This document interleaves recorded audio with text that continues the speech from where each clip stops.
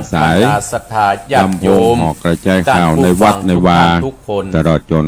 มาแล้วศรัทธาญาติโยม ขอเจริญพ อัต ร มาภาพ ญาติโยม กับ ตาม ผม รับฟัง ขอ ตาม ก เฟ รา ซ บข บุ๊ อก บพระ เฟซ คุณ ไลท์ หลวงพ่อท่านพระครู ตามเว็บไซต์ต่างๆซึ่ง พระธรรมธาดา 1 เจ้า 4 4ได้ลิงก์ เจ้า ออกไป คณะ ตาม อำเภ เฟ อ ซบุ๊ บ้าก น โดย โฮงวัด คือ ตุ้ง ญาติ มา โย ศ มทั้งหลายได้รับฟังกัน ที่ได้ ต่อ มา ไป เป็น คือ ประ เพื่อน ธาน เพื่อน ในงานสร คือ ตา ญาติ ตั้ง ธรรม เจ้าคณะตำบล ในกลุ่ม สัน เฟซ ติ บุ๊ สุ ก ข ในกลุ่ม เมื่อ ไล วัน น์ ที่22ที่ ได้ ผ่าน โด มาย และขอบคุณหล รายว ง การ พ่อ นี้ดำเนินโดย ท่านพระครู อาตมาภาพ สุนทร พระ ธรรมา ครู นุโยค วิสิทธิ์ ที่ ศรีลาภรแดด เจ้า อำ ค เภอ ณะ เมือง อำเภ จัง อ หวัด โดยรอบ เชียงใหม่ วัดภูขาว เป็นผู้ ที่ ดำ ได้ เนิน โปร รา ด ยการ เมตตา ได้รับฟังกันเป็นประจำกูเจ้า หรือว่าอัตมาภาพที่ได้มา ครั มา บเป็นประจำ ในงานในครั้งนี้ ก็ และ บางวัน ข ก็อาจจะ ขอบ มี พระคุณ ศาสนกิจ หลวงพ่อท่านพระค ใน รู งาน สา วันโน้น ธุ จะมี กิจนันท์หลวงพ่อเจ้าคณะอำเภอโดยรอบวัดพระธาตุโดยน้อย วันนี้ก็มาพบมาปะกันตามปกติ สืบเจตา ตื่นเจ้าอากาศสด เก้ากับ ชื่น ผมและอั แจ่ม ต ใส มาภาพ และเย็น พี่น้อ ใจ งค เน ณะ อะ ศรัทธาท่านผู้ฟัง เตรียม รา ตัวย เตรีย กาม ร กา วัน ยเตรีย อาม ใจ ทิตย์ที่ผ่านมา ที่ ศรั จะ ท ได้ ธา ไป ญาติโยม แต่ ครู ละ บา ท่า อาน จา แต่ รย์ ละ ทุก ค รู น ปทุกตนที่มาวันนั้นโอ้ ทุกคนก็มีหน้าที่ของใครของมัน ขอขอบพระคุณ ลูก เป็น หลาน อย่าง ท่าน สูง เจ้า ที่ได้มีเมตตา เตรียมตัว กับ เตรียม วัด กาย หนอง เตรียม เฮียง ใจ และเมตตา ที่จะได้ไป กับผมครับผม ทำการ ขอขอบ ทำงาน พระคุณ ปฏิบัติ ขอครูบาอาจารย์ ภารกิจ จง หน้า มีแต่ ที่ ความสุขความ แต่ เจ ละ ริญ ท่าน ที่ แต่ ยิ่ง ละ ขึ้ คน น ไปคือเป็นที่ฮับ ทุกคน ของ ก็มีหน้าม วล ที่ มนุษย์ ของใครของมัน ทุกคนทุกแห่งเนิ่ ลูกหลาน ศรัทธ ต่าง ญาติ เต้าก็ไปห้ำไปเฮียน มาแล้วสตาญาติโยมเวลาขณะนี้ ปัญญา ใกล้ห้า ให้ โม มัน ง เลี่ยม วันนี้ มันแซว จะเอาท คือมี ำ วิ ขึ้น ชาค บ้าน วาม ใหม่ รู้ เนอะ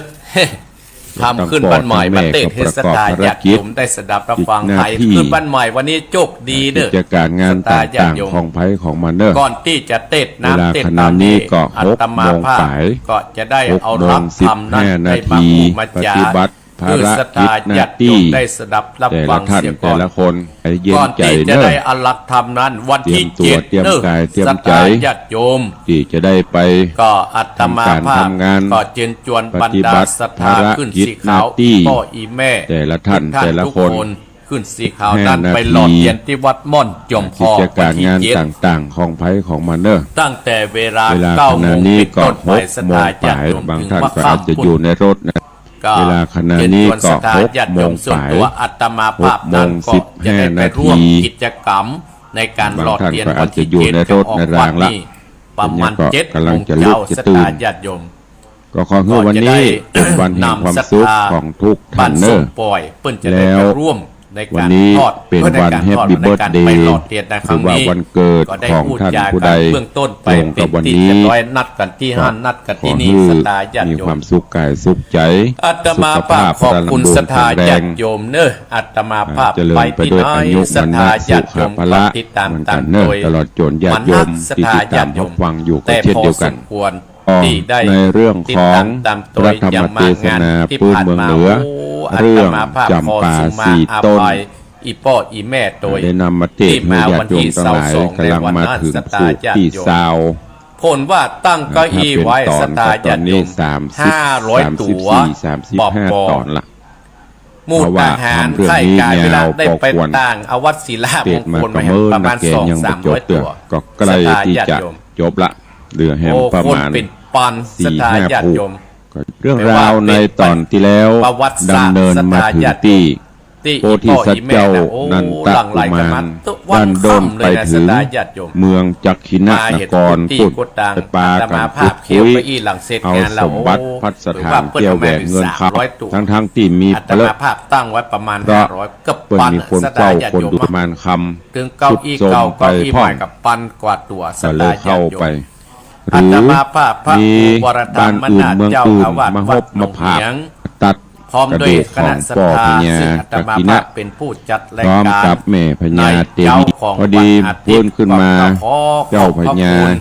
จักขินราช ท่านพะครู กับมเหสี อภิวัฒน ว่า วิกรม หลังจากที่ ท่านรองเจ้า พญา คณะ จักขินะ อำเภอ ปิกพื้นขึ้นมา ท่าน คืน ผู้ ชีพ จัด มาแล้ว การขึ้นสีขาว และ ของ ได้ เฮ มาพบมา นั่น ปะ ได้ กับ ม โพธิสัตว์เจ้านันทกุมาร ได้พูด เรื่องราวจะเป็น ญาติ จะได้ โอ้ ขอ มันมา เจีย ตาม เจิญ สาย เจริญพร แต่ ญาติโยมสาธุชนทุก มี ท่าน แม่อุ้ย ติด คน ตา ห ม นึ่ง รับ สไต ฟั ล์ ง ญาติโยมผม พระธรรมเทศนาปืนเมืองเหนือเรื่องจำปาสีต้นในตอนต่อไปณโอกาส ก็ดี บัด สตา นี้ ความสุขของคนเท่า ผ่านบรรดาผู้ฟังทั้งหลายมาโอ้ยิ้มแย้มแจ่มใส ภะคะวะโตอะระหะโต แล้ววันที่เจ็ด สัมมาสัมพุทธัสสะ แล้วเปิ้ลก็จะไปตานตังอีสานว่า สาธโบวังลาโสตุจานาสัพพุริสะตังลาย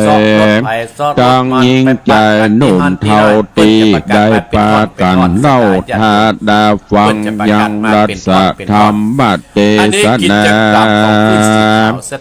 จำปาสีตนลำดับโลนมาแถมแล้วเล่าขอเจิญศรัทธาหนุ่มเท่ายิงใจตังลาย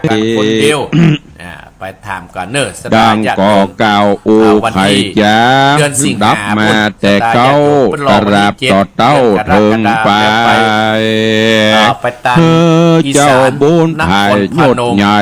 หุ้งหูแจงควายอาจุอันแล้วไข่ปันกันต่อว่าคาแด่เจ้าหนอบุญนาวันที่15 เดือนกรกฎาคมข้าสองขานี้ใส่ห้อนเดือดไม่เดือดได้ย้อนใครตายกราบกราบผู้โกนจะตังผ่านที่เทศบาลว่าเที่ยวเจียงคานตังกู้เนื่องจากท่านนายกท่านได้มานิมนต์อัตมาภาพไปแห่มต่อนึ่งทำไปเทศไปในเรื่องของธรรมอานิสงส์แห่งการรอดเตียนออกไม่ออกศรัทธาได้เข้าฟังกันอัตมาภาพก่อนจะได้ไปพบปะพี่น้องเวียงตะกะเนื้อสตาญาติโยมของป่อพญาจะร่วมได้ปีกฟื้นคืนชีบามาดังเก่าส่วนตำบลสันติสุขก็คงจะเป็นวันที่8ในสตาญาติโยมไปของตำบลสันติสุขวันดีคืนดีจะได้กันอัตมาภาพโอ้มูลตัวปปตาสตาญาติโยมตะคืนก็ไปแม่วางไปในงานศพของไอ้ทูลปัญจัยจนไปฮอดไปถึงเมืองจักขินะนครออกพญาจักขินะและพญาโพธิสัตว์เจ้านันตะกุมารเพื่อได้หูเคยทำเนอะแต่เพราะมันมีกรรมหนึ่งในนั้นก็คือเกี่ยวกับร่วมงานเมื่อที่มาที่ไปเป็นอย่างที่อนุญาตโป่งวางไว้แต่เพียงตัวที่คือกำลังใจซึ่งกันและการสตาญาติโยม1ปราโมท2ปิติ3เข้ามาสู่ใต้รายการเต็มประมาณ 4-5 นาทีเนอะก็จะได้สนทนาปราโมทคือความล่าเริงแจ่มใสเบิกบานใจเนี่ยสถาญาติโยมหลักธรรมที่ฮื้อกำลังใจซึ่งกันและกันการฮื้อกำลังอกกำลังใจซึ่งกันและกันเนี่ยสถาญาติโยมจะเป็นผัวอย่าว่าจะเป็นเมียจะเป็นตู้เจ้าศรัทธาก็เพื่อกันคือกำลังอกกำลังใจอย่างบรรดาสตาญาติโยมเนี่ยได้มาเพื่อกำลังอกกำลังใจอัตมาภาพที่ผ่านมาที่วันที่เราสอบที่ผ่านมายืนหิปันมาหาปันได้ขอให้ทุกท่านได้มีสุขภาพพระนามัยสมบูรณ์แข็งแรงขอกราบขอบพระคุณท่านผู้อำนวยการสถานีวิทยุไม่ว่าจะเป็นในค่ายลักวัดฝ่ายหินตลอดจนสถานีวัดหนองกายสถานีวัดป่าแดงสถานีวัดสะเกลจังหวัดเชียงรายเนอะตลอดจนขอบพระคุณครูบาอาจารย์ที่ได้ลิงก์สัญญาณผ่านมือถือทางเฟซบุ๊กเฟซไลฟ์สู่เพื่อนฝูงญาติธรรมได้ฟังทั่วกันดีมีสุขเหมือนกันจุตนจุองจุผู้จุคนกระลำไม้ก็ได้เนอะวันนี้ขอความสุขสดสดีจุ่มบังเกิดมีกับญาติโยมศรัทธานาบุญเจ้าข้าทั้งหลายเนอะอยู่เย็นเป็นสุขอายุมั่นขวัญยืนที่ปันมาหลายผู้หลายคนศรัทธาญาติโยมมาถึงพี่น้องโดยสเก็ตบ้านสันอุ้มอนุญาตโป่งวางไว้แต่เพียงตัวอีบ้านสันอุ้มนะมาจัดหนักจัดหลายสันกำแพงก่อสร้างนี่ก็มาจัดหนักจุ่มบังเกิดมีกับญาติโยมนาบุญเจ้าข้าทั้งหลายเนอะเพิ่นว่าโอ้พระครูมาเนี่ยคือกำลังใจท่านพระครูเฮาก็ว่าขอบคุณเนอะ10 นิ้วอัตมาภาพอาจจะบ่ได้อู้ได้จ่าศรัทธาท่านผู้ฟังทั่วถึงก็ขอสุมาอภัยโดยบางครั้งสิ่งของเตี้ยวัตถุมงคลอัตมาภาพบ่ได้ฮื้อทั่วไปก็ขอสุมาอภัยโดยอำเภอแม่ตีมมาถึงป่าถึงป้อไอแม่พาบ้านวังมุ่นศรัทธาญาติโยมอำเภอเมืองเนี่ยมาวันดีปากอ้อยประตูเจียงใหม่พร้อมแม่เพนคำโพธาพร้อม กับป้าวันปอดหอนเขาศรัทธาญาติโยมโอ้เปิ่นกับมาแตะมาน่ะอาตมาภาพขออนุโมทนาโดยแม่วางปันตนดินวางปังเติมกีแลปะเป้าเนี่ยโอ้มานักศรัทธาญาติโยมมาถึงระดับนายกสมาคมกำนันผู้ใหญ่บ้านป้อกำนันอุ่นเรือนคำพิโรศรัทธาญาติโยมโอ้ขอบคุณป้อกำนันอุ่นเรือนเนอที่มีเมตตามาในงานวัดของวัดหนองเหียงบุญใดกุศลใดป้อกำนันปรารถนาก็ขอให้ส่งความมุ่งมั่นปรารถนาโดยเปิ้นว่าโอ้ฟังท่านพระครูเหมือนกันเหรอเปิดก้อยๆอยู่ห้องทำงานกอนุโมทนาสาธุโดยสันบัตตองมาจากบ้านเด่นสิมพีหนองไหวน้ำบ่อหลวงศรัทธาญาติโยมตั้งสันบัตตองเนี่ยที่อาตมาภาพจำได้ถ้าจำมาได้ก็ขอสุมาอภัยโดยบ้านเด่นกับมานักเด้อบ้านเด่นบ้านแม่นี่นะศรัทธาญาติโยมโอ้บ้านเด่นบ้านแม่นี่น้องอรุณีเป็นผู้นำมาน้องอรุณีนี่เป็นผู้นำมาโอ้มาจัดนักมาจัดหลายสิบพีในการนักบ้านแม่นี่นะสิบพีน้องไหวน้องไหวนี่ก็เอาลงทานมาโอ้ก็อนุโมทนาสาธุโดยน้ำบทหลวงบ้านส้มปล่อยบ้านส้มปล่อยบคุณหวานเนี่ยมามดสตาญาติโยมอย่างวันพรุ่งนี้จะเอาบ้านส้มปล่อยนั้นไปถวายไปหล่อเทียนวันที่7นี่นำไปหล่อเทียนแล้วก็ปคุณหวานบ้านห้วยน้ำขาวนี่มันนักเนอะสตาญาติโยมบ้านเกิดอาตมาภาพมากู้หัวโตโคนแตะเนี่ยสตาอำเภอเดยเต่าก็มีแปลงแปดมาอำเภอเดยเต่าว่าฟังท่านพระครูเหมือนกันแต่ไปได้โทรมาแม่อ้ายพ่องเขาว่ากับแปลงแปดนี่ก็มาจัดหนักบ้านน้อยโดยเต่านี่เอาลงทานมาโดยสตาญาติโยมนี่กับฟังจอมต้องลำปูนโดยพุยโอนหักสตาญาติโยมที่จำได้นะที่จำมาได้ก็ขอสุมาอาภัยโดยแต่พี่น้องคณะศรัทธาที่มาวันนั้นโอ้มาด้วยใจแต่ศรัทธาญาติโยม10 นิ้วอาตมาภาพขอฝากกับศรัทธาญาติโยมที่มาเนอะที่มาวันนั้นที่มาก็ดีมาก็ดีก็ได้บุญได้กุศลที่มาก็มีการมีงานหาอาตมาภาพก็จะไปเตื่มไปแท่งศรัทธาญาติโยมอีพ่ออีแม่เนาะศรัทธาญาติโยมอีพ่ออีแม่วันนี้ที่อาตมาภาพว่า ว่าปราโมทย์ก็มีความร่าเริงแจ่มใสเบิกบานใจปิติความความอิ่มใจปลื้มใจเนี่ยอาตมาภาพเกิดปิติศรัทธาญาติโยมเกิดปิติมีความอิ่มใจที่ศรัทธาญาติโยมมาช่วยกันปัสสัทธิความผ่อนคลายความสงบเยือกเย็นตั้งกายและตั้งใจมีความสุขท่านทั้งหลายหันศรัทธามีความสุขอาตมาภาพก็มีความสุขสมาธิมีความอยู่กับตัวเองจิตใจที่ตั้งมั่นสงบแน่วแน่ว่าเฮาตั้งใจแล้วเฮาตั้งใจจะมาศรัทธาญาติโยมเฮาตั้งจิตตั้งใจจะมาศรัทธาญาติโยมโอ้สวกไปเตามาก็นักศรัทธาญาติโยมอาตมาภาพก็ลุกไปเก้าอี้คือพ่ออุ้ยแม่อุ้ยบางครั้งอาจจะไปตักอาจจะไปถามพระจักโจรก่อนฮะศรัทธาญาติโยมอาตมาภาพนั่งอยู่ในซุ้มหัดตั้งแต่เมื่อเจ้าศรัทธาญาติโยมโอ้ตั้งแต่เมื่อเจ้าถึง5 โมงเย็นนะศรัทธาญาติโยมก็ขอบคุณแม่ต้อยจอมตองนะได้ไปติดต่อจ้างซอฮือแม่ต้อยจอมตองเปิ้นก็มาเป็นช่วยเหลืออาตมาภาพเอาลงทานมาบรรลุปลังพี่น้อยโดยหล่อนี่กันนักศรัทธาญาติโยมวันนี้ปุ้นป่วยหลวงตะคืนปุ้นป่วยหลวงโดยการนำของแม่แสงเดือนสีนวลเนี่ยหลายผู้หลายคนศรัทธาญาติโยมน้ำเพชรก็มาวันนั้นอาตมาภาพหันนะได้อู้แป๊บเนาะศรัทธาญาติโยมเนาะโอ้งานตรงกันนักเนอะศรัทธาญาติโยมมาที่เสา2นี่นะถ้าปัดตรงกันเนี่ยวัดหนองเหียงกับแปลงให้เวิ้งเนี่ยศรัทธาญาติโยมมันอย่าญาติกันเนาะ ก็ขอบคุณพี่น้องแม่แก้ดพี่น้องประเมือดพี่น้องแม่แก้ดก็ขอบคุณเจ๊มวยศรัทธาญาติโยมที่มาเป็นประธานเอาผ้าป่ามาทอดเป็นก้านน้ำก้าไฟพร้อมด้วยโยมสมพรรัตนางที่เอาเป็นก้านน้ำก้าไฟมา6 เจ็ดการพร้อมไปตามเตียนตามกวัดตามแวดวัดนี่เนี่ยไปเพียงหนองพระขาวที่อาตมาภาพรับทราบก็ขอบคุณศรัทธาญาติโยมอันนี้คือกำลังใจที่ฮือกันซึ่งกันโอ้ถึงกำลังใจเนี่ยศรัทธาญาติโยมคำว่ากำลังใจเป็นบอกเกิดเป็นยาวิเศษนะศรัทธาญาติโยมอาตมาภาพมีเรื่องเล่าให้ศรัทธาฟังเรื่องหนึ่งเรื่องกำลังใจ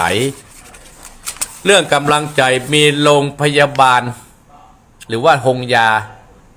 ทางหมอได้รับคนไข้ไว้อยู่2 คนศรัทธาญาติโยมทางหมอได้รับคนไข้ให้2 คนเอาไปไว้ในห้องเดียวกันนะศรัทธาญาติโยมคนไข้อยู่2 คนว่าคนไข้น่าจะเป็นอย่างใดศรัทธาญาติโยมมีวันหนึ่งคนไข้คนหนึ่งบั่นทอนท้อถอยชีวิตว่าชีวิตกูเนี่ยโอ้ก็เป็นพยาธินั้นกูเป็นพยาธิอย่างนี้หมอก็ไปตรวจแล้วพบว่าเป็นโรคร้ายศรัทธาญาติโยมพบว่าเป็นโรคร้ายศรัทธาญาติโยมแล้วกับคนไข้ด้วยกันที่อยู่ในห้องเดียวกันไอ้คนไข้ที่อยู่ต่างหน้าต่างนะครับพยายามให้กำลังใจที่ไอ้คนไข้อยู่ที่เห็นฝากหนึ่งว่าตัวเพื่อนคนเฮานั่นต้องมีกำลังอกกำลังใจนะเธอนั่นอ่ะจะไปท้อถอยชีวิตนะเฮามีหมอดูแลที่ดีนะเธอลงพอเนี่ยหน้าต่างพอลงไปเนี่ยกว้างขวางโลกมันงามจัดตายเห็นหรอคนไข้นั้นสอนอันโอ้ง่ายคนไข้ที่เป็นโรคมะเร็งนะศรัทธาญาติโยมที่ท้อ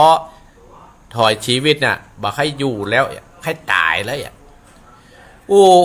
อ้ต่างๆนาเฮอกับคนที่บ่สบายฮะ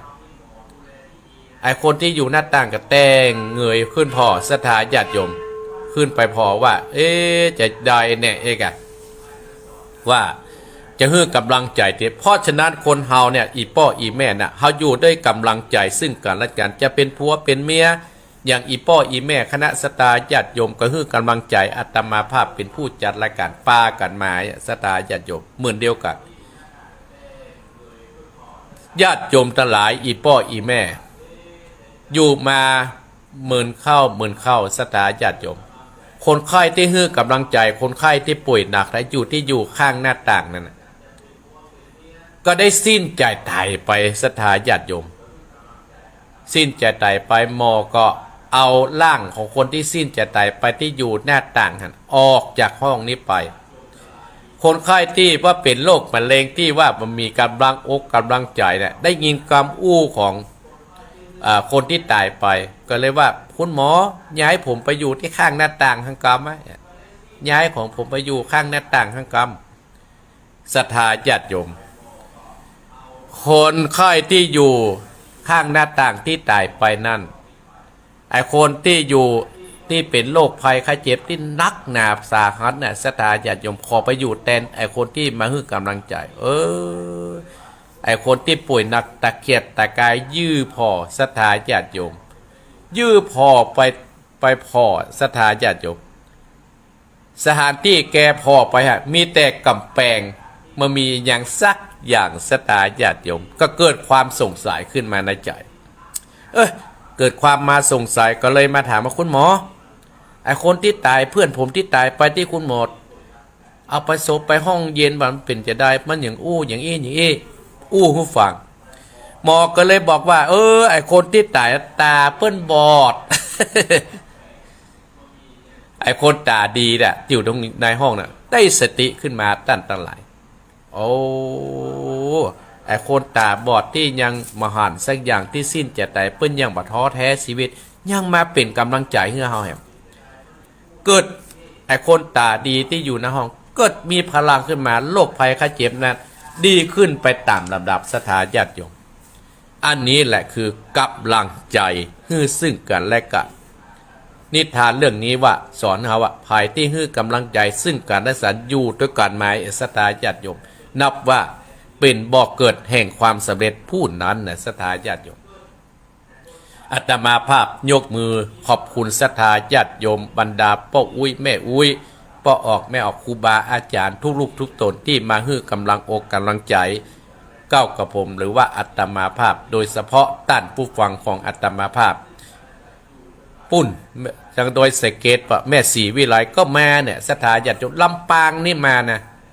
ลำปางก็มาในตัวเมืองเชียงใหม่โยมสมพรเหมือนกันโยมสมพรไวๆกันนามสกุลนอสตาญาติโยมมุ่งมาปลาลูกปลาหลานมาสตาญาติโยมโอ้เปิ้นมาหารวัดดงเฮียงเปิ้นกับถามอัตมาภาพคนเนี้ยวัดดงเฮียงอยู่ได้กับเปื้อต้านผู้ฟังคนเฒ่าคนแก่ที่อีพ่ออีแม่หารเนี่ยศรัทธาญาติโยมเปิดเกิดความเลื่อมใสนะโอ้ท่านพระครูที่อู้ไปน่าจะวางศีลาเลิกนี่นะแม่ฮับเนิกเนี่ยบ่เคยมาวัดหนองเนี่ยก็เกิดความเลื่อมใสเพราะว่าอย่างศรัทธาญาติโยมเพราะว่ากำลังใจที่ฮื้อซึ่งกันและกันอาตมาภาพขอบคุณสมพรยมสมพรโดยอนุโมทนาแม่หลวงพัชรีจีนะเนี่ยที่เปิ้นมาฮื้อกำลังใจเฟื่องฟ้าเฟื่องฟ้าภัยวันอมก๋อยสถาญาติโยมเปิ้นมาวันนั้นตลอดถึงแม่สาวรักษ์แม่จันหอมใสตะบนลายคนสถาญาติโยมที่ตัวสันทรายก็มีแม่เอ้ยสุทธิวงศ์เขาตลอดถึงแม่เพนพำโพธาแม่ปอดทอนแม่วันเปิ้นมากับสถาญาติโยมอาตมาภาพก็ขอบคุณพี่น้องคณะศรัทธาตังโดยการนำของหลวงพ่อท่านพระครูวิวิธนธาดาเจ้าคณะอำเภอบ้านโฮงวันนี้งานของหลวงพ่อท่านเจ้าคณะอำเภอวัดต้งม่านอาตมาภาพก็จะได้ไปร่วมกิจกรรมร่วมทำบุญในครั้งนี้โดยสถานที่หูจักอาตมาภาพก็จะไปปะกันปูนสถาญาติโยมก็จะไปลืมเนอะวันที่7ไปหลอดเทียนกันที่วัดม่อนจอมพ่อวัดตุรุงดอยนะสถาญาติโยมไผจะฮับเป็นเจ้าภาพส่งวัดละ1,500สถาญาติโยมว่ามี1,500ก็ยกมือ10 นิ้วไปร่วมหลอดเทียนก็ได้บุญได้กุศลกันอย่างยิ่งสถาญาติโยมวันที่15เดือนกรกฎาคมก็ที่ปต.เวียงตะการพร้อมพระคุณเจ้าแห่ง9 รูป 9 ตนเปิ้นจะเจริญพุทธมนต์พร้อมกับอาตมาภาพได้ไปบรรยายธรรมณสถานที่นั้นก็เชิญชวนศรัทธาญาติโยมเนอะอีพ่ออีแม่ไปฟังน้ำฟังธรรมโรงเรียนผู้สูงอายุโดยมีท่านนายกเจ้าหน้าที่ได้มาหาอาตมาภาพอนุโมทนาโยมพนินตาพรหมมินโอ้แต่กะวันนั้นเพิ่งกับแม่เหรอ เปิ้นมาแล้วเปิ้นลวดไปลำปางศรัทธาญาติโยมได้ยินข่าวว่าเปิ้นจะมีงานอยู่นะอาตมาภาพก็จะไปร่วมถ้ามีเปิ้นมาร่วมอาตมาภาพหลายเตื้อละศรัทธาญาติโยมแต่อาตมาภาพได้ไปร่วมเตื้อ โอ้ปุ้นสระบุรีแม่แดงเนอะแม่แดงวันนั้นแม่แดงบ่ได้มาส่งปัจจัยมาอนุโมทนาปทุมธานีเนี่ยเปิ้นได้มาเป็นก่อขอหายโรคภัยไข้เจ็บเนอะปทุมธานีนะยมปทุมธานีก็ขอให้โรคภัยไข้เจ็บด้วยนิสงได้การร่วมบุญร่วมกุศลในครั้งนี้เอาละสตาญาติโยมเพื่อมือเสียเวลา50 นาทีก็อู้ไปกับม่วนไปศรัทธากับว่ายังบ่เปิดสายง่ายๆบ่เปิดเตื้อเต็ดทำก่อนเนอะแล้วท่านพระครูพี่วัฒนากรมไม่ก็เปิดสายจะด่ามาตมาภาพอู้เล่นไปได้สตาญาติโยมก็เดี๋ยวก็เปิดสายเนาะ อู้ไปเสียงกระหายไปสตาญาติโยมอายุ62แล้วแต่ก่อนนี่นะอู้ได้ไป2-3 ชั่วโมงไม่ได้เสียงหายไปสตาญาติโยมเอาเลยจะเต้นทำนะสถาญาติโยมพนมมือเนอะวันนี้อาตามขึ้นบ้านใหม่มาเต้นจะเรียกควรเสาเฮือนสิเพื่อเป็นสิริมงคลเตเนอร์สถาญาติโยมเอ้าปู่อาจารย์รัตนธรรมได้เลยเอ้าตั้งอกตั้งใจครับฟังเนอแม่สาวรักแมงปอปิกบางเนี่ยคอนไซเปิ้นที่เปิ้นจังนี้กับท่านปุ้นอยู่ปทุมธานีเนอขอหายโรคภัยไข้เจ็บเนอโดยคุณของพระพุทธเจ้าพระธรรมเจ้าพระสังฆเจ้าเนอถ้าปัสบายอกปัสบายใจก็มาพักวัดหลวงเหียงได้ยินดีต้อนรับเนออนุโมทนาสาธุโดย นะโมตัสสะภะคะวะโตอะระหะโตสัมมาสัมพุทธัสสะสาธุวดุราสะโพธิสัตว์ทั้งหลายจะยันโตอันตะโกภะคะวะอันว่าสัพพัญโญปะพุทธเจ้าตนมีใจญาปะเปยังปัจยามานเศษนะมันตั้งหลายโพธิมุนเลติเก่าไม้สดีมาอาโพธิอนันตาติวัตโนจำเริญนายังความจมชื่นยินดีสักกายนางแก่เจ้าจาราชตั้งหลายยะตาอนันต์มีสันใดโตมเฮอิวะตันตั้งหลายวิจัยโยจุงปรับแปยังงานตะลายภัยต่างๆนานาเอวังตาตาพัมปอมโดยดังอันดานาอาคาปะโตอันว่าปาโปตตาเจ้าตนนาเหิงสัพพัญโยตนญาณผู้เป็นยอดแห่งจอมตายดวงประเสริฐอัมปราจิตาปะลังเกตนั่งอยู่เหนือเต้นแก้วปับแปยังหมู่ปยามานนะปัดดาวิปกกะเรติปกกะลานิเนื้อใบบัวบันแผ่นดินสิเดอันเป็นปัตตานแห่งปัตตาเวตั้งหลายตัดนาติดนานที่อุดมนาพิเศษเกเป็นที่อาภิเศษสัพพะพุทธนางแห่งพระพุทธเจ้าตั้งหลายปะโมตตเตกอดจมชื่นยินดียะตาอนันต์มีสันใดตถาอันว่าตันตั้งหลายจะอย่าจอจุงปะแปยังหมู่ปยามานอันตรายตั้งหลายต่างๆจะอย่ามังกัดเดจงเป็นใจญามงคลแก่ตันตั้งหลายนักการตั้งซึ่งเป็นนักการฤกษ์ตัวอันดีเป็นมังกรดาอันประเสริฐสุภาปตังอันเป็นพองไปสวยงามสุติตังอันว่าคืนโยอาดนกอดเดสุขาดดออันว่าประกอบไปโดยลักษณะอันดีสมุอาโตอันดีโดยหนึ่งกอดเดสุยิตังอันว่าการปูจาสักการะตั้งหลายกอดเดโพมจัดเดโสอันว่าปุกกาดาสัตตาผู้ปฏิบัติตามอาจารย์นักบวชก็ดีได้ชื่อว่าความดีก็ซ้ำดีกว่าเก่าปัทักขินังกายกรรมังผู้ถือเอาการข้อรับได้กายกรรมังและวาจากรรมังอันผู้ถือเอาอาการคะละวะวาจีกรรมังปัตกิจนังมโนกรรมังปุกกลาผู้ถืออยู่การคะละวะโดยมโนกรรมปณิติอันว่าความผาตัดนาแห่งมูลสตาตั้นตั้งหลายผู้ฟังทักขินาอันกัดตำโดยการคารวะนั้นปะทักกิจนานิกัตวากัดตำถึงกรรมตั้งหลายอันโดยการคารวะนั้นแลพลาตุจุงเม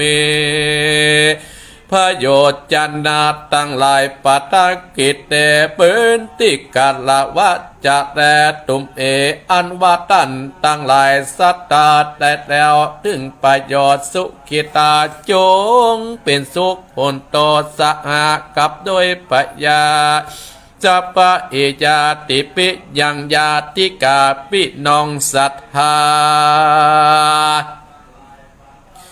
พระพงวังศาตั้งหลายแดดเตอปนโตเทวสังขโยดุลาหมู่เทวดาตั้งหลายเจตแต่ว่าอันว่าเทวดาเจ้าตั้งหลายพุงใดวัตุเทวดา ลักขาตาเทวดาเทวากอดีเทวดาอันรักษายังตนตัวของท่านผู้ฟังก็ดีผู้ปุมมะเทวดาผู้เป็นมิตรก็ดีมาติกาตนมีอิทธเดชอนุภาภาปาเห็นตัวสัพพตาจุงมีไมตรีจิตอภิบันมารักษาอย่างท่านต่างหลายผู้ฟังกูคนสาดีใจญาสิทธิราปังอาจจะในวันนี้ก็เป็นวันดีก็เป็นวันเดือนเก่าเพื่อเดือนเก้าแฮมเดือน10ก็มาจดมาเติงเป็นสีใจญาปรับศัตรูเป็นสับวันสับปัญโยชน์นั่งเหนือเต้นแก้วปรับหมู่แหวยะมันต่างหลายบัดนี้ก็ไม่มีท่านผู้ฟังตั้งหลายผู้ฟังรายการมรดกธรรมวันอาทิตย์เป็นเก้าเป็นประธานพร้อมลูกหลานเหลนน้อยใหญ่มีใจไฟเจ็บันได้ปลูกสร้างบ้านหลังทานมงคลใจเชื่อใจแก่ห่างปริปุนนางปืนเอียนแก้วสวัสดีต่อไปนี้สองสีปวบเมียก็ฮืออากันมีอายุยาร้อยเศร้ากว่าเขาแม้นว่าจักผาธนาอันใดก็ขอได้ดังใจมีโจกไหลมาสู่อย่าได้เกิดเนื่องนางเตจะเรื่องปรับแปะมีเงินคำจูตั้งใจอย่าได้ประมาทเคาะตัวอ่านอุบาทตั้งโจรหาวอาจจังไรนี่ไก่ไปสุขชื่นใจเป็นพระละบุญผ่องแป้วได้อยู่หอเพื่อนแก้วเรือนดีเป็นวันสีจอยโจกกว่าวันและยำตั้งหลายวันตายก็มุดปอดเป็นนักการเรือจอบยอดมาอาทะนองปืนบังกาดาตีพระพุทธเจ้าสุวรรณราชบัวบานเจ้าหอดจังเฮือนสุขสำราญท่านผู้ฟังมีเงินคำเป็นลานโกดเต็มตานอย่าได้บกบันสักเตื้อคุณนางผู้ใหญ่ใจไฟเอื้อคุณนาสองเจ้าอย่าได้ประมาทละนาละเสียอย่าจะละเสียยังคำสอนเองพระพุทธเจ้าว่าอุกาสาเป็นคาถาดีบทเศร้าบทเก่าชื่อว่าหัวใจเสียทีจึงใครบอกมาแม้นว่าผู้ใดนำไปใจกับตนเป็นมงคลปาเกิดผู้ขาเข้าของสมบัติบทเก่าชื่อว่าอุตตนะสัมปตามีความอดสาอย่าเป็นคนขี้การกาดงานจุมาดมวลเมลักกัดนาสัมปัตตารักษาดีเมียดไว้เข้าของหน่วยใหญ่ตามได้อย่าได้อีกายกว่าจอยกันดัญมิตรตาดนันใจไขบอกเล่าตับมีคบหามิตรีประเสริฐปาเกิดเจบานคนอันตาปานหยับจ้าอย่าได้คบค้าสมาคมคบบัณฑิตนาปาดผู้จบสรัดกองตามจึงนำไปสู่ด้านต่างหลายอยู่สวัสดีแดดนาบุตรนันมาก็ได้สมาชิวิตาผู้ปิดจากดัดนาจกใจของหน่วยใหญ่ตับนี้จะเป็นความขีดลำบากตกใจกากเกินตัวเป็นมงคลบอดน้อยใจจื่นจอยคืนวานผัวเมียกันร่วมสร้างอย่าได้กล่าวทางเทียงการผัวพิษผ่านมากกวางเมียกล้วยกล่าวอ้างจากไข่ผัวเป็นไฟเดือดล้อมเมียนานเอาน้ำมาดับเสียเป็นผัวเป็นเมียยอดซอยถูกถ้อยตามกองผัวจ่าปองบอกเราได้เก่ากองดีผัวเมียมีผ่องแปวผัวเป็นแก้วเมียก็เป็นแสงตากฮักแป้งคำเจ้าเต้ววัดาเจ้าฝากรักษาแม้นว่าจักหิมากะขายเงินคำลายหลังลายเข้าตุ่นเตาเป็นดีอันนี้แต่สิทธิ์ก็มีบอกขาดอย่าประมาทแลดนา เจยบันคำเจ้าตรับต่อเจ้าเด็ดนาจยาติติตะนังราปังโสติปะขายยังสุขังปาลังสิริจะอายุจะวันโนจะโภคังวุติจะยาสวาสตะปัญจาจะอายุจะชีวาพระวันโตเตนิติตังเกาะบังคมสมเลสเดชเอาละสถาญาติโยมขอบคุณเนอแม่ทอนเป็นจิตฟังอยู่แม่สาวรักพี่เก่งกรับฟังโอ้คุณฟังแตะฟังว่าสตาญาติโยมไอ้นิกประตูเจียงใหม่อนุโมทนาสาธุโดยเวลา5:23 อัตมาภาพอยู่6 โมงก่อนสตาญาติโยมทำที่อัตมาภาพเต็ดนี้เป็นธรรมใครได้ขึ้นบันใหม่วันนี้เป็นมงคลเนอสตาญาติโยมทำขึ้นบันใหม่นี่เปิ้นกับมีกัตถาภัยอยากมั่งอยากมีก็เอากัตถาหัวใจสิทธิไปใจคืออุอากาสะอุอากาสะเป็นกัตถาหัวใจเศรษฐีถ้าคุณเอาไปใจเนี่ยศรัทธาญาติโยมแม้จะคนพูดใดน้อยใหญ่ก็ดีนำไปใจกับตนกับตัวมันเป็นมงคลล้ำเลิศนะปาเฮือเกิดมีเข้าของเงินคอนไหลมาเทมาบทเก่าชื่อว่าอุตตนะสัมปัฏฐาตั้งหลายก็คือเฮานั้นมีความอดสาอย่าเป็นคนขี้ค้านกับการงานน้อยใหญ่อุตตนะสัมปัฏฐาอย่าเพิ่งเฮาได้เป็นคนขี้ค้านการน้อยการใหญ่เนี่ยเฮาจะเป็นคนขี้ค้านถ้าเป็นคนขี้ค้านนะศรัทธาญาติโยมขี้ค้านอาตมากับขี้ค้านทำบุญเนี่ยถ้าเป็นตู้เจ้าขี้ค้านทำวัดทำวาเป็นพระน้อยขโยมเนี่ยขี้ค้านทำวัดทำวาอนบดีศรัทธาญาติโยมเพราะทุกคนนั่นมีเวลาเต้าเดียวกันอาตมาภาพว่านะศรัทธาญาติโยมเวลาเต้าเดียวกันแต่เขาจะใช้เวลาเขาสิ้นเปลืองไป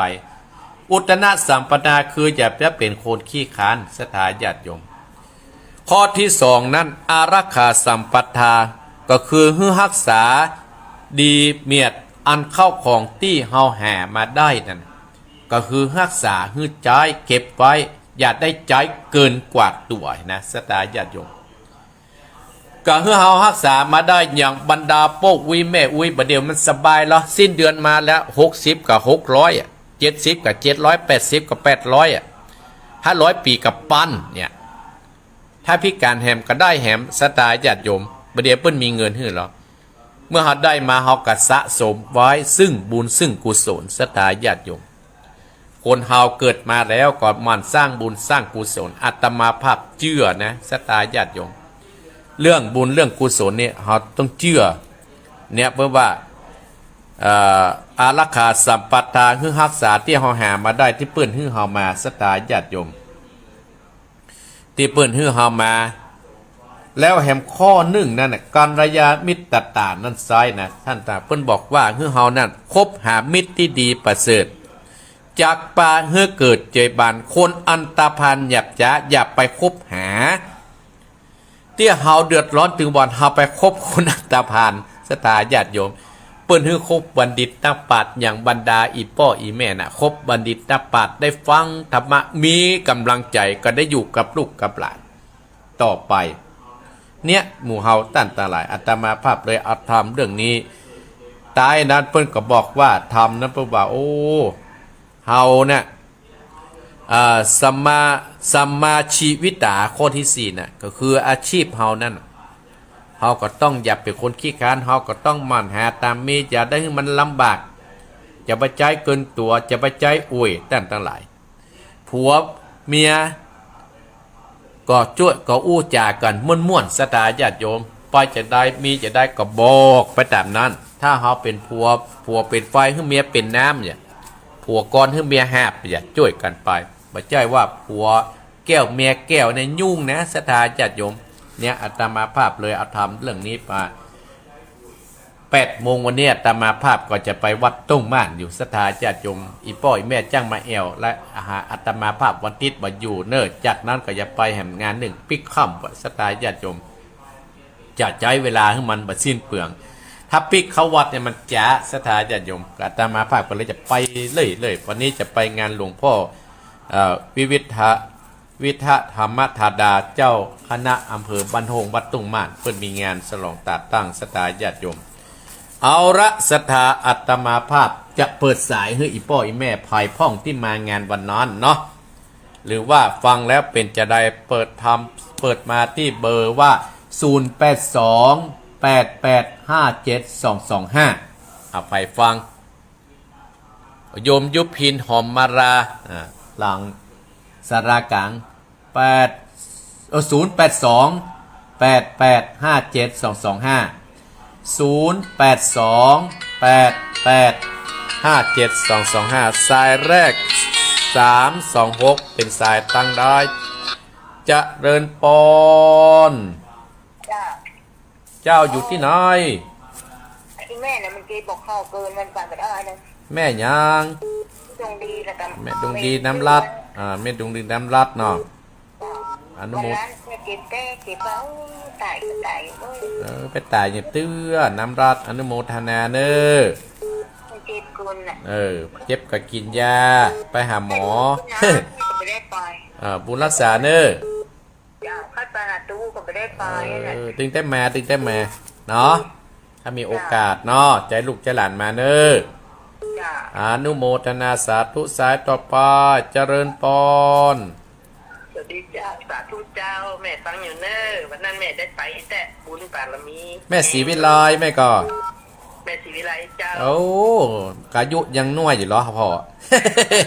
น้อยเลยแม่ได้75 76แล้วโอ้เก่งอยู่เนี่ยเตียวดุ้มๆในแม่ศรีวิไลขอบคุณแม่มีการมีงานกับเนอกิจการได้แม่ติดตามตลอดเจ้าโอ้ครั้งแรกนะแม่หนองเหียงเนาะเจ้าครั้งแรกในชีวิตแม่ว่าถ้ามีบุญบารมีของท่านได้ไปพอดีแม่เหมารถขี่ไปกันเจ้าเหมาคนเดียวเลยเจ้าโอ้อนุโมทนาอนุโมทนาที่ได้แม่หันเจ้ายินดีนะแม่เนอบุญรักษา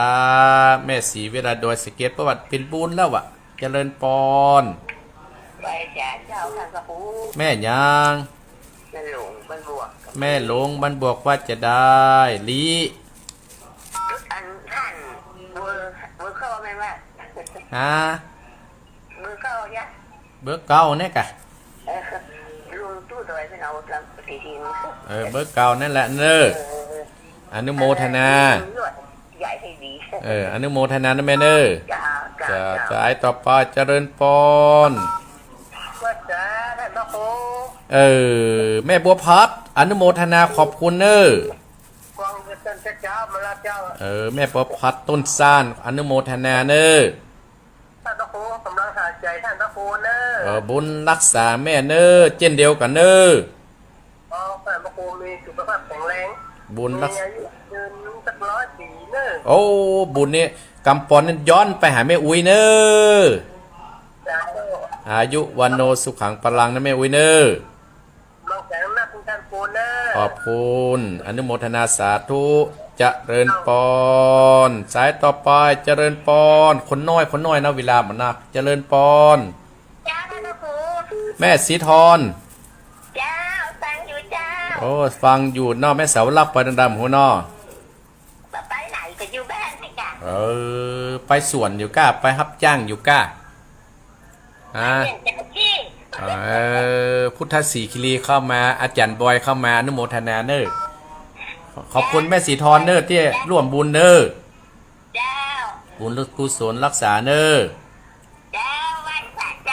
จะเริญปอนสายต่อไปจะเริญปอน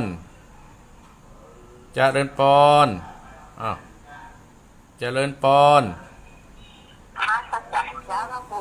แม่พรแม่พรสันกำแพงอนุโมทนาเนอบุญรักษาสายต่อไปจะเดินปอนเจ้าแก่บริษัทเจ้าท่านพระครูแม่สุเตี้ยศรีละพรศรีเตี้ยมะนงละปุนเด้อได้ไหวแพะได้แผ่เมตตาได้ฟังธรรมกับท่านพระครูเจ้ามาเลยเจ้าเด้ออนุโมทนาเจ้าวัดโดยสองสากเนี่ยชัดเจนไปเลยเด้อท่านพระครูเจ้าอนุโมทนาสาธุสา เจ้า จะเริญปอนสายต่อไปจะเริญปอน สาธุเจ้าท่านพระครู แม่สุทัศน์ เจ้าวันนั้นน่ะ เออ ที่ได้ทำนั้นท่านพระครูอย่างก็เจ้า ที่เต้ทำมานั้นน่ะท่านพ่อครูหนองผ้าขาว โอ้สุดยอดเลยโอ้ขอชื่นชมเสียงกอม่วนฟังกอม่วนเนอะเจ้า ท่านเพื่อกับฟังเนี่ยแม่แสนพง จ้ะ โอ้อนุโมทนาที่แม่เด้อ จ้าวันได้ก็ ฮะ วันได้ก็เนี่ย ที่แม่มาขอบคุณเด้อ อ๋อจ้าจ้าสาธุสาธุครับ บุญรักษาเด้อแม่สุทัศน์เจริญปอนโอ้เจริญปอนเอาใหม่มาเจริญปอนเจริญปอน สาเจ้าเจ้า แม่ยัง แม่นิดเจ้า โอ้แม่นิดปงหน้อง เจ้า โอ้วันนั้นปล่อยกับแม่นิดเขาว่าแม่นิดไปเวียงไปอย่า เจ้า วันที่7จะไปวัดม่อนจอมพอนะแม่นิดไปก็ ถ้าจะไปนั่งไปคนนักคนหลายนะ เออ ให้กำลังไปฉายแสง โอ้แบบเป็นยักษ์ตึง ฝากผมทำไป ได้แล้ว ได้แล้วอนุโมทนา พระเจ้า ปะปิ๊กข้ามแม่วันนั้นน่ะวันนี้ขอแม่นิดหอมหายเนอด้วยกุศลที่ทำไว้นะแม่เนอ เป็นกำลังใจตัว เออเป็นกำลังใจแม่นิดเนอ จ้า บุญรักษา พิกษัตริย์พระเจ้า ใจต่อไปเจริญปอน ครับไว้สาครับ มาแล้วปอบุญธรรมเพิ่งได้ฮับพระหรือยัง ได้แล้วครับ อ๋อตี้เอาเฮือป้านั่นน่ะ ห้าเบอร์ห้าเบอร์หรอ ฮับแล้วกะ ครับ ปอบุญธรรมฮับเฮืออะไรเนาะ ครับ ก็เป็นห่วงจะได้ฮับแล้วกะอีกไงมันป้อโทรมา ได้2 วันนะครับ อ๋อได้2 วันเนาะ หลังจากที่ท่านมาแล้วนะได้2 วันเพื่อก็โทรมา ดีอนุโมทนาเนอ มาส่งถึงบ้านเนี่ยครับ อนุโมทนาปอเนอที่เป็นธุระเนอ ครับไว้สาครับ อยู่ดีมีสุขใจต่อไปเจริญปอน เจ้าสาธุเจ้า แม่หยังไม่สายกันเนี่ย ไม่น้อมกัน แม่หนอมแม่น้อมอนุโมทนาแม่น้อมขอบคุณแม่น้อมที่ร่วมทำบุญเนอ เจ้าวันนั้นกับปอยนะ ปอยไปอยู่ตังดอยอ่ะ อยู่แน่นะ ฮะ อยู่แน่นะ ปะติ้งวันปูนแล้วแบบปะได้งานท่าช้างอนุโมแม่น้อมมาจะผายแม่น้อม มันตัวในรักอ่ะ อนุโมทนาสาธุเนอ เจ้าไปบอกอีเก๋ พออีกเก๋ บอกอีเก๋คนหลายล้ำเนาะ คนไหลล้ำไหลเหลือเนาะ เจ้า ก็ขอบคุณเน้นรักโดยก็ได้ถวายไปก็อนุโมทนาเนอ เจ้า สาธุให้เจเจโดย เจ้า สาธุแม่น้อมเจริญปอนไอ้เจเจตัวแม่มัน เจ้าท่านพระครูเจ้าแม่ฟังอยู่เลิศจากลำปางบันไดน้อยแม่น้อยเจ้าฟังแม่ตี3ตัวไว้ค่ะตัวเอง อนุโม ตัวเจ้า อนุโมทนาแม่เนอมันไร่นาน้อย สาธุเจ้า อ่า เจ้า ขอบคุณเอาสายต่อไป0828857225 สตาร์ญาติโยมมาอยู่อาตมาตี5:35แล้วสถานญาติโยมเจริญปอนเจริญ ตาเจ้าท่านพระครู แม่อยู่ไหน แม่อยู่กำลังแหล่ปรุงที่ปลูกทางซักในเจ้าในที่สมัยเจ้า แม่พี่สมัยได้ขึ้นเนี่ยกันเนี่ยได้ เจ้า แม่พี่สมัยบักเกยหันสะเตือกันนะแม่เนาะ เจ้าเนี่ยในเด็ดก่อนทำก็ครั้งหนึ่งเจ้า เดี๋ยวบัดได้มาสะเตือเนาะ เจ้าไม่ได้ไปเรา พี่น้องกอคากับแม่นะแม่วันนั้นน่ะพี่น้องกอคากับแม่นะวันนั้นน่ะ เจ้า คนเกาะคาเนี่ย คุณมาอะไร เปิ้นมาก็ได้จะลองถามว่าแม่อยู่บ้านอย่างก็ แม่อยู่บ้านนางแวเจ้า บ้านนางแลนางแลเดี๋ยวจะถามเปิ้นเนาะว่ามีตังดอยนี่เนอแม่เนอ ก็บอกมันนางแวต่อเลยจ้าเนี่ยก็มาในกันมีมอทางการเสกต่าง หมอห้างชัดอนุโมทนาแม่เนอ เจ้าในการนโมทนาเทรนเนอร์ที่ได้รับตำแหน่งนะเจ้า สาธุ อนุโมทนาบุญรักษาเนอะแม่เนอส สาธุสายต่อไปเจริญพรพิสมัยแม่พิสมัยลำปางโดยบ้านนางแหล่เจริญพร พระเจ้า แม่ยาง แม่น้อยวัดตะโถกรับปางเจ้า แม่น้อยบ้านตัดโทกลำปางโอ้พี่น้องลำปางตัดโทก ปางบุญวาดเลยเจ้า บุญญาวาสเนอตัดโทกลำปางปิญญาลำปางฝนตกเหรอ แม่โมทนาด้วยเนอที่แม่บอกได้ไปอนุโมทนาสาธุเนอ เจ้าแม่เป็นกำลังใจเนอ อนุโมทนาสาธุนะแม่เนอ เจ้า บุญรักษาเจริญปอนสายต่อไปเจริญปอน ให้สอนต่อแล้วโอ้แม่เอียงฟังพูดวิดีโอนะเจ้า แม่วิอิน เจ้า วิอินเป็นวิอินว่าจะได้อุ้ยเสมอ เจ้าเจ้าโกรธเจ้าโอ้ หายง่อมหายเงาเลยเนาะ โกรธโกรธต้องไม่ต้องร้อน บัดตินี่ตกสวยๆนะแม่ตกสวย แบบต่อวันละ ๆอ๋อฮ้อนเห็นได้ แล้วก็จะแบบเปิดพัดลมอยู่กับพัดลมไง อันนี้เปิดแอร์ตัวเปิดพัดลมตัวให้มันจ่วยกัน ยินดีแม่วิอินเนอร์ เจริญปอนสายต่อไปเจริญปอน เจ้ากลับไปซักเจ้าทำลูก แม่ยาง ต้องฝ่ายโดยเด่น โอ้พี่น้องท้องฝ่ายวันนั้นมาแถมจัดหนังแม่พินน่ะน่ะ เจ้าไม่เคยดี แม่ใส่พินโอ้วันนั้นมาจัดหลายนะอนุโมทนามีการประเพณีก็เอื้นมากันเนอจะปล่อยนะ เจ้า มีงานเอื้นมาเตอะไม่เคยดีไม่ไปสักจาม วันนั้นมีพ่อดูนเข้ามาเนาะ เจ้าฝากปัจจัยก็ดุลไป โอ้อนุโมทนาสาธุนะแม่เนอ เจ้า บุญรักษาแม่นะ เจ้ากลับไปสัก เอาแม่สายพินเจริญปอนสายต่อไป ไว้สาขาทาง พี่น้องน่านว่าจะได้ นี่ครับแม่สัตว์เย็นดีครับ ชัดเจนดีเนาะ ตาเพจกับมวนนี่เนาะ เออ เขาฟังแล้วโอ้มันมันใจด้วยแล้วก็เขาพิดข้อมันด้วยเนาะ อนุโมทนาสาธุเนาะ ชอบกำลังใจให้ท่านครูอยู่ดีมีจุกเลยครับขอคุณจริงคุณทำคุณว่าคุณเจ้าจริงที่เช่นด้วยนะแล้วก็ครูอยู่ดีมีจุกไอ้มันผลลมโคตรลมใจต่อไปครับแม่ บุญรักษาเนอ สาธุครับแม่ จะเริญปอนปุ่นน่านปุ่นพี่น้องศรัทธามันก็มีผู้ฟังแจกดับมาภาพเจริญปอน ไหว้สาเจ้าดาว แม่จรูน ดาวสาธุจำได้ละ โอ้จำได้แกพ่อสบายดี ได้ ฮะ เจ้า มาจวนอ้ายมาสูงหรอเอาไอ้เพื่อเอาห้องไหวเอาเครื่องบินมาถ่ายถึงเอาตัววันนั้นได้ไหม เข้าติคุล่าเจ้า เอ ไว้ อ โอกาสหน้าเนาะ เอาไอ้ก็เพราะว่าเอากระเทียบมันถ่ายบนฟ้าน่ะ ไม่ นะ โดนบินอ่ะ โดนบินน่ะน่ะงั้นงวดหน้าเอามาเนอะ เจ้า จะให้อ้ายเอามาถ่ายน่ะเนาะเนาะ จ้า ขอบคุณแม่จรูนนะ รักใจท่านเด้อ บุญรักษาแม่เด้อ เจ้า จะเริญปอนแม่จรูนกระแตลูกวันบอกให้อ้ายลืมเอามา งานหน้าก่อน ไปเจ้า ไว้สาเจริญปอนพาย อันนี้ไม่แก้วบ้านไม่ห้าวเลยเจ้า แม่แก้วบ้านแม่แฮวรำปัง เจ้าเป็นกำลังใจให้ตัวอาเด้อ โอ้ยินดีนะแม่แฮวรำปัง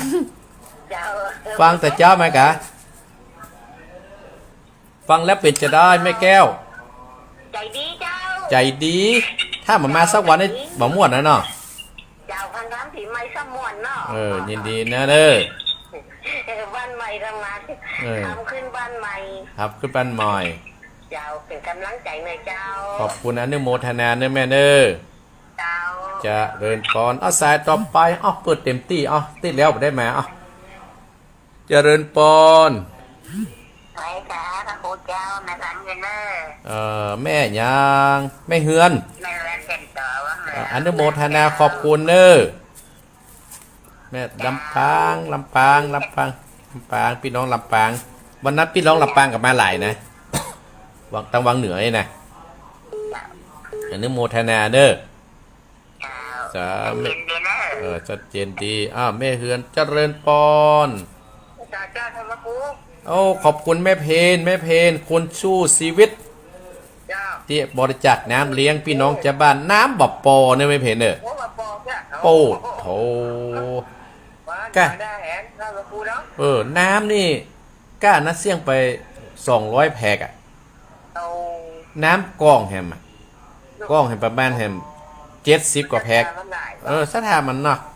ถ้าไม่เพนเตียวได้ไม่เพนจะมาแน่เนาะแน่นอนไม่ว่าน้องก็โดยเน้นนอกเหรอแน่กะวันนั้นกับถวายเน้นรักไปเรียบร้อยอันนี้เดี๋ยวเนาะช่วยกันไปอนุโมทนาเนอจะเริ่มตอนสายต่อไป0828857225แม่เพนต้าจางเปิ้นตันน้ำสถานจัดโยโบอาตมารถประตะอามายังบอกปอดเด้อพี่น้อง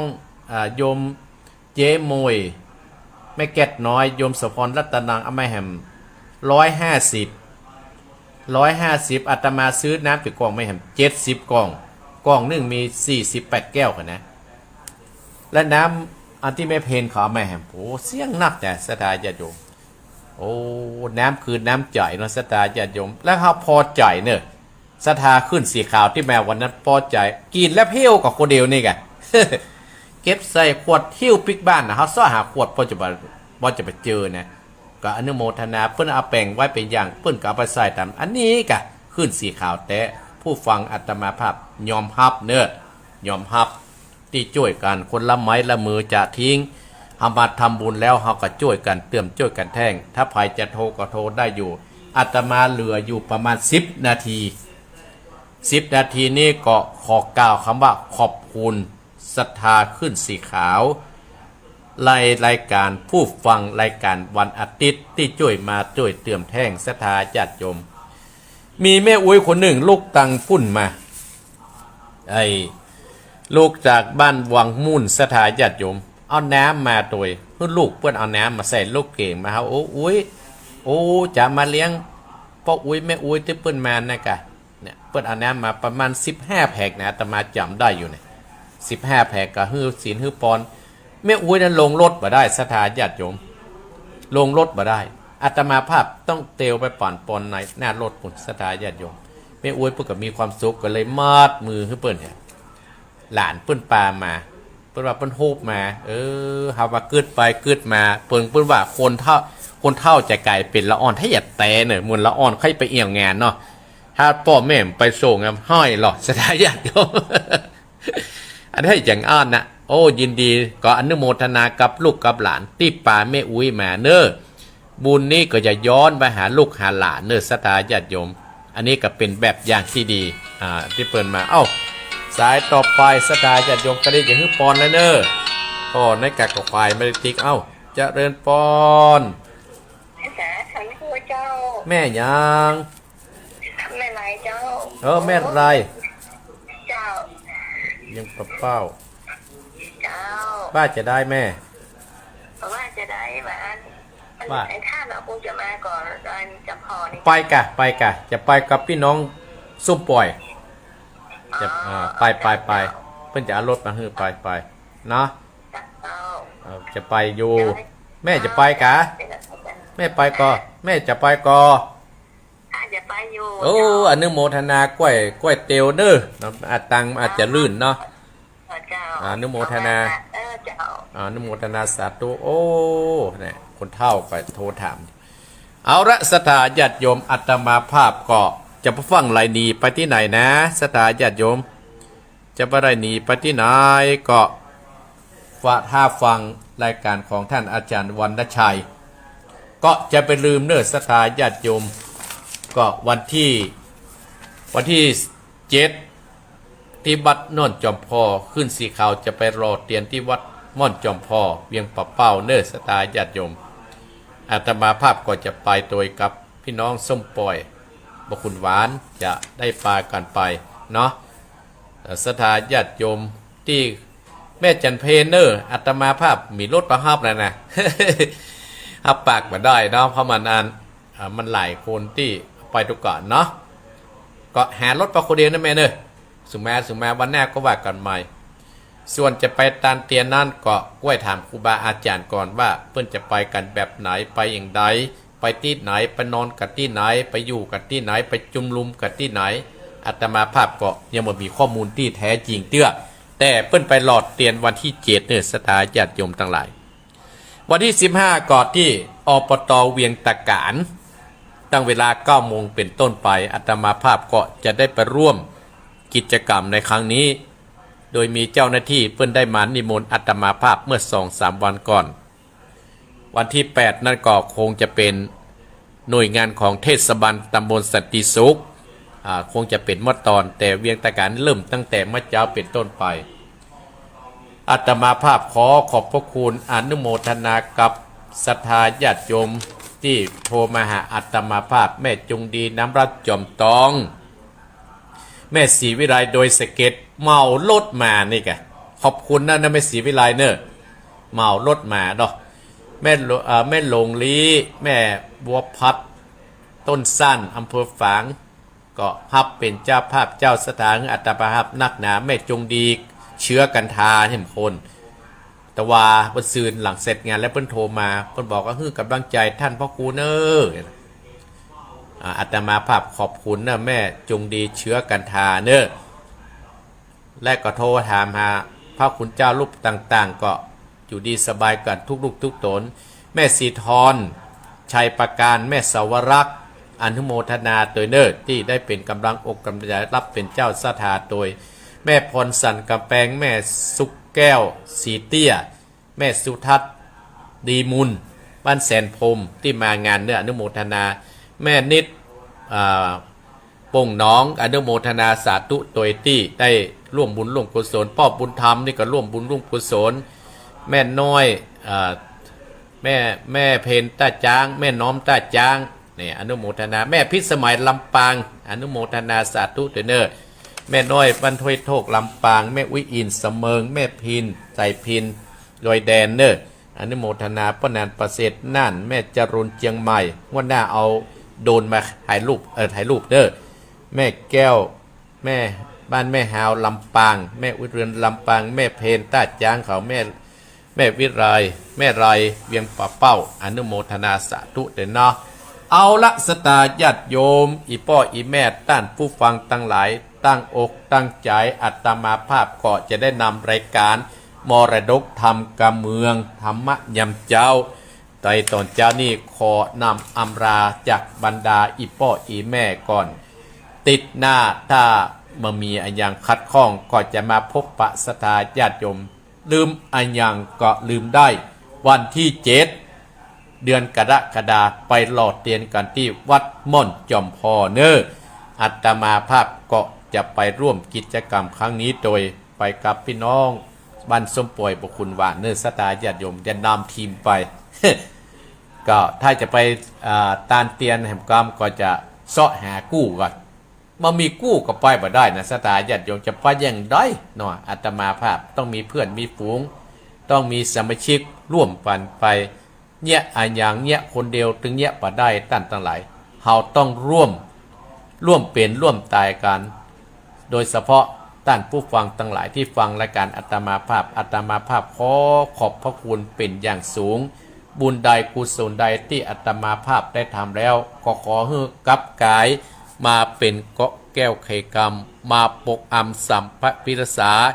ยังตนตัวของบรรดาศรัทธาต้านผู้ฟังตลอดถึงเจ้าของสถานีตลอดถึงครูบาอาจารย์ทุกรูปทุกตนที่มาร่วมกิจกรรมในวันนั้นคืองานฉลองตราตั้งเจ้าคณะตำบลสันติสุขขอขอบพระคุณสมดังคาถาบดีขององค์สรีพระสัมมาสัมพุทธเจ้าตรัสเทศนาว่าใจยสิทธิทนังราพังโสติปะขยังสุขังปดังโนจะโพคังอุติจะยัสวาสตวันเสนจะชีวสิทธิพระวันโตเตสัพพิติโยวิวัสสันตุสัพพะโรโควินัสสันตุมาเตมตรายโยสุขีติคายุโกภวะอภิวาทนาสีริสะนิจังอุตตาปจายโนจัตตารโอธรรมาวัฏันติอายุวันโนสุขังพระลา